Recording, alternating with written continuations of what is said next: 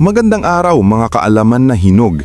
Alam nyo ba na ang Jollibee, ang pinakasikat at minamahal na fast food chain sa Pilipinas, ay maaaring may mga sikretong hindi sinasabi sa ating mga consumer? Oo mga kaibigan, habang masarap at abot kaya ang mga Chicken Joy, Jolly Spaghetti at Burger Steak, may mga nakababahalang katotohanan sa likod ng mga lasang ito na maaaring magdulot ng malubhang epekto sa ating kalusugan sa pangmatagalan. Kaya sa video na ito, ibabahagi ko sa inyo ang 10 mga sikreto o masamang epekto ng labis na pagkain ng Jollibee na dapat nating malaman.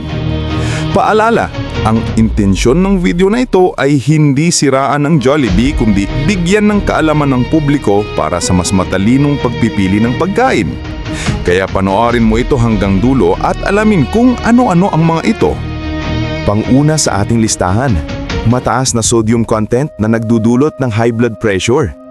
Ang isa sa mga pinakamatinding sikreto ng Jollibee ay ang napakataas na sodium content ng kanilang mga pagkain. Isang order lang ng Chicken Joy with gravy at isang serving ng Jolly Spaghetti ay maaaring lampasan na ang inirerekomendang daily intake ng asin para sa isang may sapat na gulang.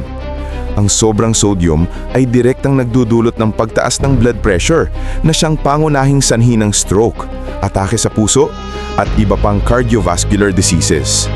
Ang matagal na pagtaas ng blood pressure ay maaaring magdulot ng pagkapinsala sa mga daluyan ng dugo, sa mga bato at maging sa mga mata. Kaya kung ikaw ay regular na kumakain ng Jollibee, asahan mong ang iyong blood pressure ay maaaring tumaas ng hindi mo namamalayan. Pangalawa sa ating listahan, paggamit ng trans fats at saturated fats na nagpapataas ng kolesterol. Ang mga fried foods ng Jollibee tulad ng Chicken Joy at French fries ay piniprito sa mga mantika na mataas sa trans fats at saturated fats. Ang mga uri ng taba na ito ay kilalang nagpapataas ng levels ng bad cholesterol o LDL sa katawan at magpapababa ng good cholesterol o HDL. Ang mataas na kolesterol ay nagdudulot ng pagkipot at pagtigas ng mga arteries na maaaring magresulta sa pagbabara ng daluyan ng dugo at magdulot ng atake sa puso o stroke. Ang masaklap pa, ang trans fats ay maaaring manatili sa katawan ng matagal at magdulot ng pamamaga sa mga internal organs. Kaya kahit na sobrang sarap ng malutong na balat ng Chicken Joy, isipin muna ang epekto nito sa iyong puso at daluyan ng dugo. Pangatlo sa ating listahan, pagiging high sugar ng mga produkto, lalo na ang mga desserts at soft drinks. Ang Jollibee Spaghetti, Peach Mango Pie at mga soft drinks ay punong-puno ng asukal. Ang isang baso ng regular na soft drink ay maaaring maglaman ng hanggang 10 kutsaritang asukal na lampas na sa inirerekomendang daily intake ng World Health Organization. Ang labis na sugar consumption ay nagdudulot ng biglaang pagtaas ng blood sugar na maaari magresulta sa insulin resistance at magpasimula ng type 2 diabetes. Bukod dito, ang sobrang asukal ay nagpapabilis ng pagtanda ng balat, nagdudulot ng pagtaba lalo na sa tiyan at nagpapataas ng risk ng fatty liver disease. Kaya kahit na mukhang hindi masama ang isang serving ng halo-halo o sundae, isipin ang pangmatagalang epekto nito sa iyong kalusugan. Pang-apat sa ating listahan, paggamit ng processed meats na may mga preservatives. Ang mga burger patties, hot dogs at iba pang processed meats na ginagamit ng Jollibee ay naglalaman ng mga preservatives tulad ng sodium nitrate at sodium nitrite. Ang mga kemikal na ito, kapag naipon sa katawan, ay maaaring magdulot ng pamamaga at magpataas ng risk ng mga certain types of cancer, lalo na ng colon cancer. Ang mga processed meats ay itinuturing ng World Health Organization bilang Group 1 carcinogen, na ibig sabihin ay may sapat na ebidensya na nakakapagdulot ito ng cancer sa mga tao. Bukod sa cancer risk, ang mga preservatives na ito ay maaaring magpalala ng mga allergic reactions at magdulot ng mga problema sa pagtunaw ng pagkain. Baka naman po, total wala namang kinikita ang channel namin. Baka po kahit sa paglalike lang po dito sa video at subscribe, okay na po. Maraming salamat po. Panglima sa ating listahan, pagiging high calorie na nagdudulot ng labis na pagtaba. Ang isang kumpletong pagkain sa Jollibee na binubuo ng isang pirasong Chicken Joy, isang order ng Jolly Spaghetti, isang serving ng French fries at isang baso ng regular na soft drink ay maaaring maglaman ng higit sa 1,500 calories. Ito ay halos kalahati na ng inirerekomendang calorie intake para sa isang buong araw ng isang average na adult. Ang regular na pagkain ng mga high-calorie meals na ito ay mabilis na magpapataas ng timbang at magdudulot ng obesity.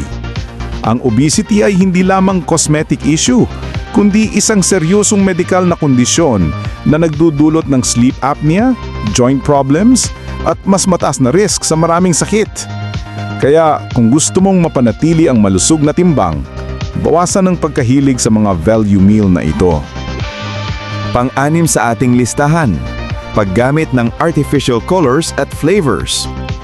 Upang maging kaakit-akit at masarap ang mga pagkain, gumagamit ang Jollibee ng mga artificial colors at flavors.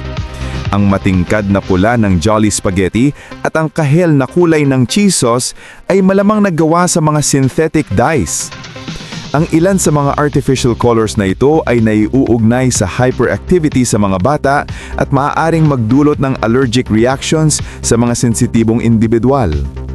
Ang mga artificial flavors naman ay ginagawa sa mga laboratorio at maaaring maglaman ng mga kemikal na hindi natural sa katawan.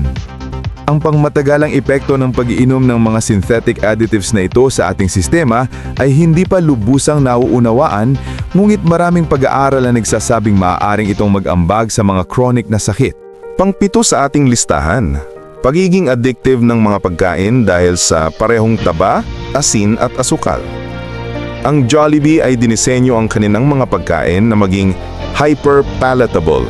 Ibig sabihin, sobrang sarap na parang hindi ka mapipigilang kumain ng marami. Ang kombinasyon ng mataas na taba, asin at asukal sa iisang pagkain ay nagtitrigger ng pleasure center sa utak na katulad ng mekanismo ng pagka-addict sa mga droga. Ito ang dahilan kung bakit parang laging gusto ng katawan natin ang mga fast food.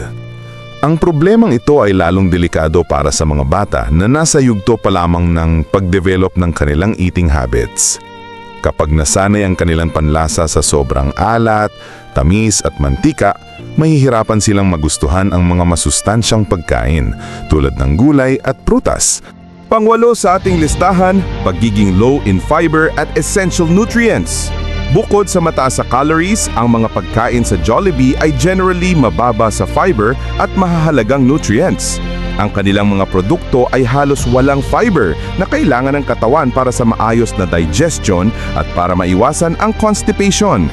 Mababa rin ito sa mga bitamina at mineral na kailangan ng katawan para sa optimal na function. Kapag puro fast food ang diet ng isang tao, maaaring magkaroon ng mga nutritional deficiencies kahit na sobra-sobra ang calorie intake. Ang kondisyong ito na tinatawag na hidden hunger ay maaaring magdulot ng panghihina, pagbaba ng resistensya at pagbagal ng paggana ng utak. Pang-9 sa ating listahan, panganib ng cross-contamination at food safety issues. Bilang isang fast food chain na may mabilis na turnover ng mga produkto, may panganib ng cross-contamination sa pagitan ng mga hilaw at lutong pagkain. May mga dokumentadong kaso na rin ng food poisoning na nakaugnay sa Jollibee outlets. Bagaman sinusubukan ng kumpanya na panatilihin ang mataas na standard sa food safety, ang panganib ay laging naroon lalo na sa mga branch na kulang sa staff training o may problema sa sanitation. Ang food poisoning ay maaaring magdulot ng matinding pagsusuka, pagtatae, dehydration at sa malalang kaso ay maaaring ikamatay lalo na sa mga bata, matatanda at mga may mahinang immune system. At ang pang-10 sa ating listahan, epekto sa mental health at self-esteem.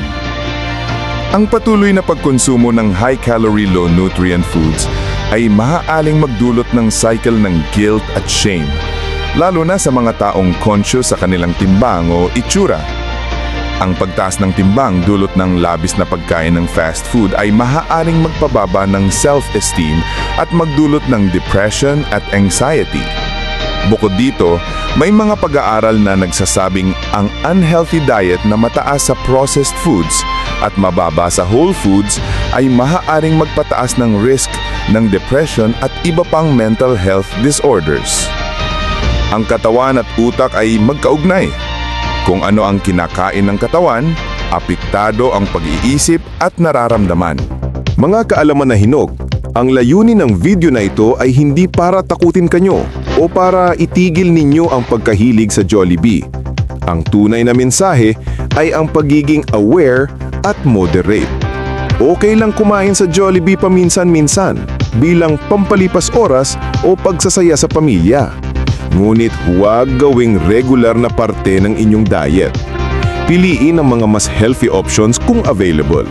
Mag-control ng portion sizes at balansehin ang fast food consumption ng maraming gulay, prutas at whole foods. Ibahagi ang video na ito sa inyong mga mahal sa buhay upang maging matalino sila sa kanilang mga pagpili ng pagkain. Maraming salamat po at God bless po sa ating lahat.